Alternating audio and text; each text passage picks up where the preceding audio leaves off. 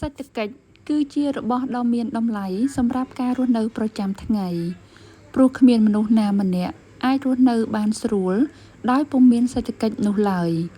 ព្រះពុទ្ធសម្ដែងអំពីសេចក្តីសុខ4យ៉ាងរបស់គ្រហស្ថដែលឆ្លុះបញ្ចាំងអំពីតម្លៃសេដ្ឋកិច្ចដោយពុំអាចប្រកែកបាន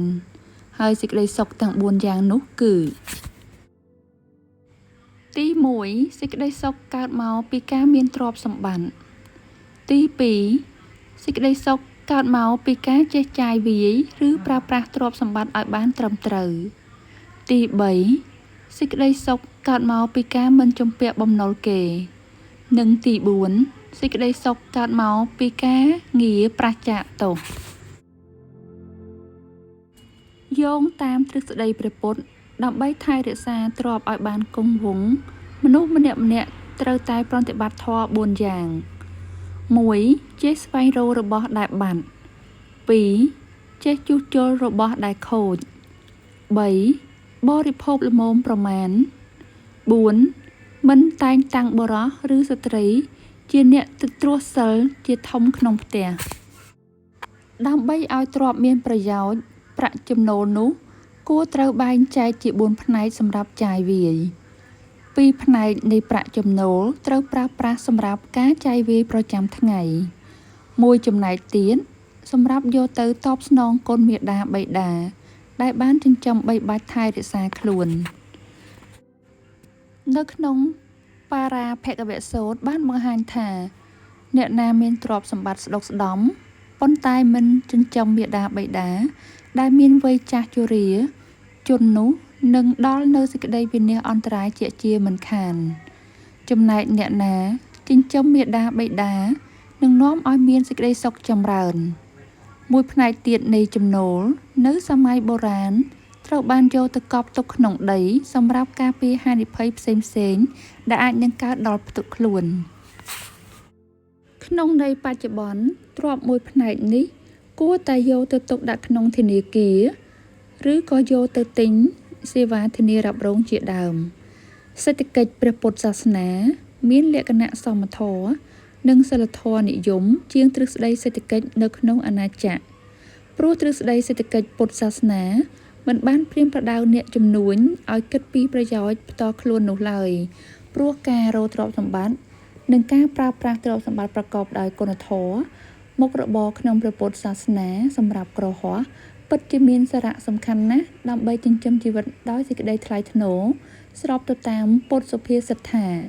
ខ្លួនទីពឹងខ្លួនថ្វីត្បិតតែការឲ្យទានពិតជាមូលដ្ឋានគ្រឹះដ៏ធំបំផុតក្នុងព្រះពុទ្ធសាសនាប៉ុន្តែព្រះពុទ្ធមិនដែលបានជំរុញឲ្យបុគ្គលណាមួយនៅក្នុងលោកនេះរស់នៅដោយពឹងផ្អែកនិងសុំទានដោយស្មុំចចកឡើយដើម្បីឲ្យទានបានមនុស្សម្នាក់ត្រូវមានប្រាក់ចំណូលប្រចាំថ្ងៃដូចនេះព្រះពុទ្ធមិនបានជំទាស់ទៅនឹងការធ្វើជំនួញរបស់គ្រហស្ថឡើយព្រះពុទ្ធមិនបានកំណត់មុខរបរណាមួយថាល្អថាប្រសើរថាគួរដើម្បីចិញ្ចឹមជីវិតឡើយផ្ទុយពីអ្នកវិភាគសេដ្ឋកិច្ចសង្គមដែលតែងតែផ្ដល់អនុសាសន៍យ៉ាងច្រើនសម្រាប់ការជ្រើសរើសមុខរបរដ៏ត្រឹមត្រូវមួយហេតុដែលព្រះពុទ្ធមិនត្រឹមបានផ្ដល់មុខរបរណាមួយថាគួរបែបនេះដោយសារតែទ្រឹស្ដីរបស់ព្រះអង្គមិនមែនបង្កើតមកសម្រាប់តែអនុវត្តក្នុងសង្គមណាមួយឬសម័យណាមួយកាលណាមួយឡើយពោលគឺបង្កើតដើម្បីពិភពលោកទាំងមូលនិងគ្រប់សម័យកាលទាំងអស់តម្លៃនៃព្រះពុទ្ធសាសនានឹងធ្លាក់ចុះប្រសិនបើព្រះអង្គកំណត់មុខរបរណាមួយថាប្រសើរព្រោះជំនួញនឹងមានការវិវត្តទៅតាមសម័យកាលនិងបរិបទនយោបាយដោយហេតុនេះហើយបុគ្គលនីមួយអាចប្រកបមុខរបរណាមួយក៏បានទៅតាមចំណង់ចំណូលចិត្តរៀងខ្លួនដោយផ្អែកតាមទិដ្ឋភាពសង្គមជាក់ស្ដែងប៉ុន្តែការធ្វើជំនួញនោះត្រូវជៀសវាងមុខរបរ5ប្រការ1ការជួញដូរមនុស្សដើម្បីរកប្រាក់ចំណេញ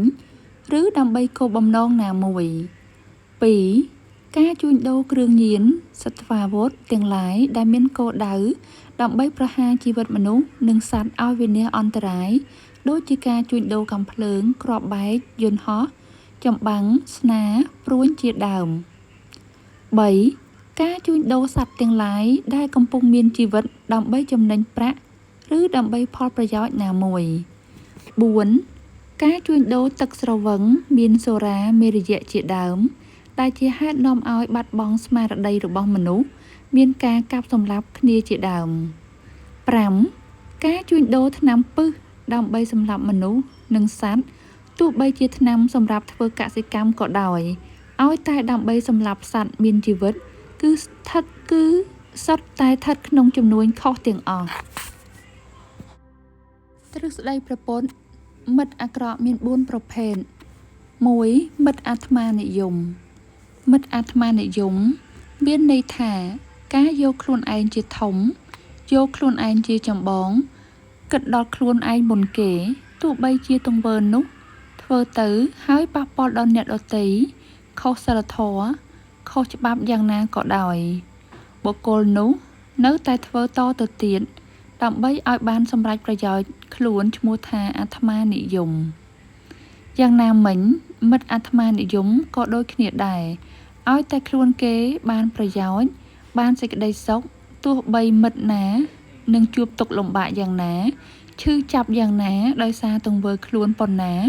ក៏បុគ្គលនោះធ្វើដែរដើម្បីសម្គាល់លក្ខណៈរបស់មិត្តអាត្មានិយមព្រះពុទ្ធប្រាប់វិធី4យ៉ាង 1. មិត្តគិតយកតែប្រយោជន៍ខ្លួន 2. មិត្តដែលឲ្យរបស់តិចតែចង់បានមកពីអ្នកដទៃវិញច្រើន 3. មិត្តនោះមិនជួយធ្វើកិច្ចការរបស់អ្នកទេ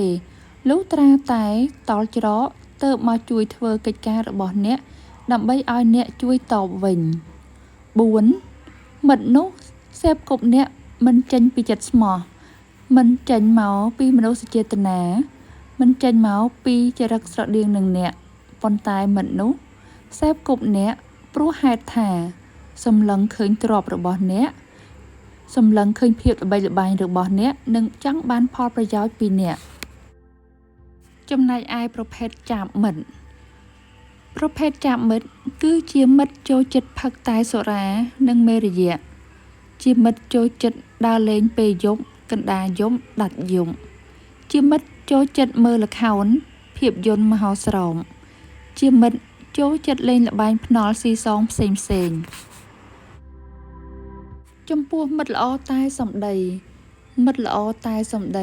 គឺជាមិត្តដែលចូលចិត្តនិយាយពាក្យល្អចំពោះមុខអ្នកប៉ុន្តែនិយាយមិនល្អពីមុខអ្នកចំពោះអ្នកដទៃក្នុងន័យនេះវាមិនមែនមានន័យថាមិត្តត្រូវតែសរសើរអ្នកនិយាយល្អពីអ្នកគ្រប់រឿងនោះឡើយប៉ុន្តែក្នុងន័យនេះសំដៅយកការនិយាយចំណុចណាមួយចំពោះមុខអ្នកថាល្អប៉ុន្តែពេលមិត្តនោះទៅនិយាយចំណុចនោះដដែលចំពោះអ្នកដទៃបែរជាថារឿងនោះមិនល្អទៅវិញ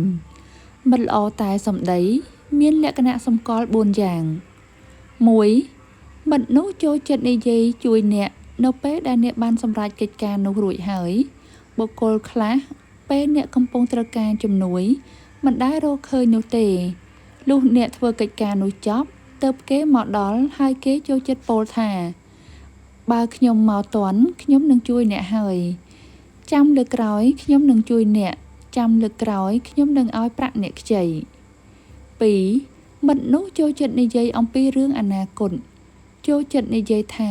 ប្រសិនបើអ្នកមានរឿងអ្វីត្រូវការមានអាសន្នអ្វីកើតឡើង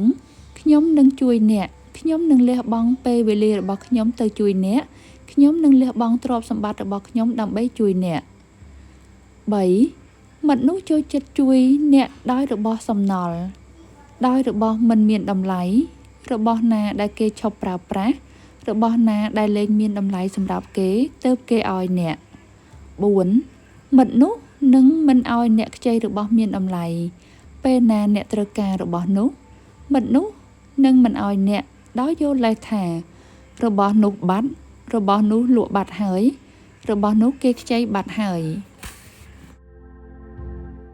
ដោយឡែកចំពោះមិត្តហៃអើមានន័យថាមិត្តគ្មានគោលចំហច្បាស់លាស់ មានគោលការណ៍រស់នៅច្រើនតែគិតអ្វីធ្វើអ្វីតាមតែទំនឹងចិត្តរបស់ខ្លួនតាមតែប្រយោជន៍របស់ខ្លួនចង់បានចំពោះមិត្តហៃអើពាក្យថាមិត្តសម្រាប់រូបគេមានន័យថាដើម្បីប្រយោជន៍មិត្តហៃអើត្រូវបានព្រះពុទ្ធសម្គាល់ដោយហេតុ4យ៉ាង 1. បើអ្នកធ្វើអាក្រក់មិត្តហៃអើក៏យល់ព្រមឲ្យអ្នកធ្វើអាក្រក់ 2. បើអ្នកធ្វើល្អមិត្តហៃអើក៏យល់ព្រមឲ្យអ្នកធ្វើល្អ 3. នៅចំពោះមុខអ្នកមិត្តហៃអើសរសើរគុណរបស់អ្នក 4. នៅខាងក្រោយខ្នងរបស់អ្នកមិត្តហៃអើលើកទោសរបស់អ្នកជំលោះ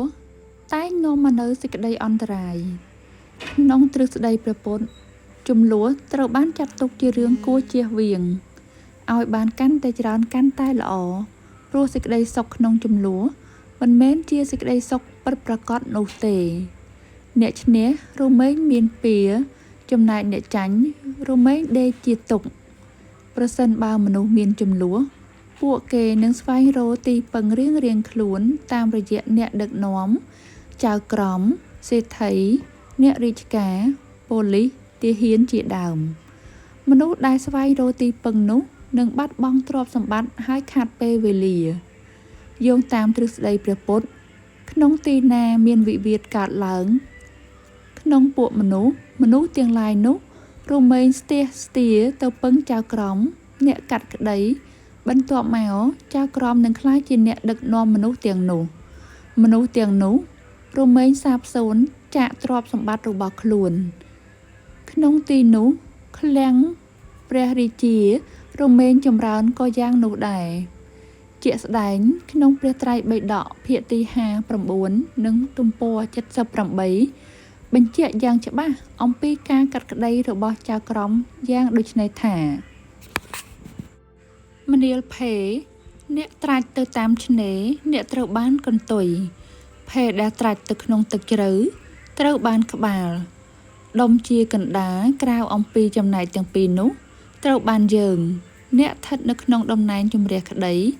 បើយោងតាមករណីនេះជាការពិតណាស់ថាការវិនិច្ឆ័យទ្រព្យនិងការលំអៀងពិតជាមានក្នុងការកាត់ក្តីទ្រឹស្តីព្រះពុទ្ធ7យ៉ាងធ្វើឲ្យប្រទេសជាតិរឹងមាំជាទូទៅមនុស្សយល់ថាទ្រឹស្តីព្រះពុទ្ធផ្ដោតសំខាន់លើសន្តិភាពនិងសីលធម៌ប៉ុន្តែមនុស្សភាគច្រើនមិនបានដឹងអំពីទ្រឹស្តីរបស់ព្រះពុទ្ធសម្រាប់ដឹកនាំប្រទេសជាតិនោះឡើយប្រទេសជាតិដ៏រឹងមាំប្រសិនបើអ្នកដឹកនាំប្រទេសយកយុទ្ធសាស្ត្រ7យ៉ាងទៅអនុវត្តក្នុងការដឹកនាំដែលក្នុងព្រះពុទ្ធសាសនាត្រូវបានគេស្គាល់ថាអបរិហានិយធម៌